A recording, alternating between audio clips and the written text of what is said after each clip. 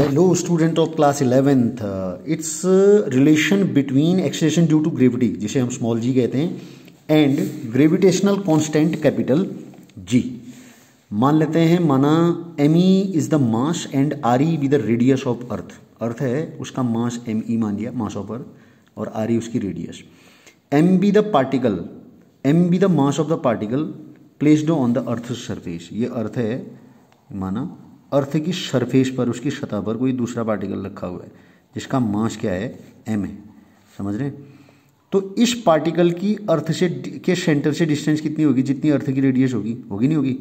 तो अर्थ के सेंटर और इसके बीच की जो डिस्टेंस है वो अर्थ के रेडियस के बराबर होगी.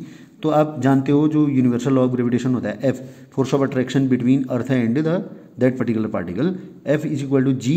m1 m2 होता है. m1 क्या हुआ, मास ऑफ अर्थ. m2 क्या हुआ, mass of particle, upon re square. अब न्यूटन के सेकंड लॉ से आप क्या जानते हो, न्यूटन का सेकंड नियम क्या कहता है, किसी वस्तु पर लगने वाला जो बल होता है, किसकी वजह से, एक्सीलरेशन ड्यू टू ग्रेविटी की वजह से, F इज इक्वल टू क्या होता है, m इंटू जी. F बराबर mg होता है. इन दोनों इक्वेशंस को बराबर रख दीजिए from equation first and second.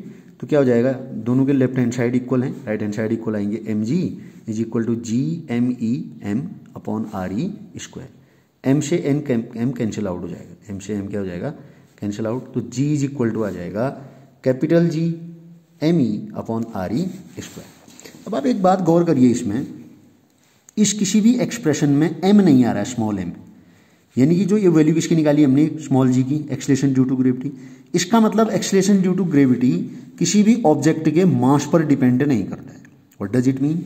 अगर हम अर्थ के सरफेस पर कोई दो ऑब्जेक्ट हम गिरा रहे हैं, एक का मास है, इसका मास माना 5 kg है, और एक दूसरा ऑब्जेक्ट गिरा रहे हैं जिसका मास माना 15 kg है, ठीक है, और दोनों की बराबर हाइट है, बराबर डिस्टेंस से अगर आप उसको गिरा रहे हो ऊपर से, तो वो ज़मीन पर पहुंचने में बराबर टाइम लेंगे. जबकि लगता है ऐसा है कि ये हल्का है तो देर में पहुंचेगा, ये भारी है तो जल्दी पहुंचेगा, बट ऐसा होता नहीं है. Because G is free from, ये गिर किसकी बदौलत रहे हैं यहाँ, एक्सीलरेशन ड्यू टू ग्रेविटी, जो स्मॉल g है, अर्थ का जो ग्रेविटेशनल फोर्स है वही पुल कर रहा है ना उसे, तो वो फ्री फ्रॉम मास है, मास का उसमें प्रभाव ही नहीं पड़ता. तो इनके मासेस में जितना मर्जी डिफरेंस हो जाए, वो इक्वल टाइम पर ही ज़मीन पर पहुंचेंगे अगर इक्वल डिस्टेंस से उनको फेंका जा रहा हो. तो ऑलवेज ये आप ध्यान रखिएगा, small g is always free from the mass of the object.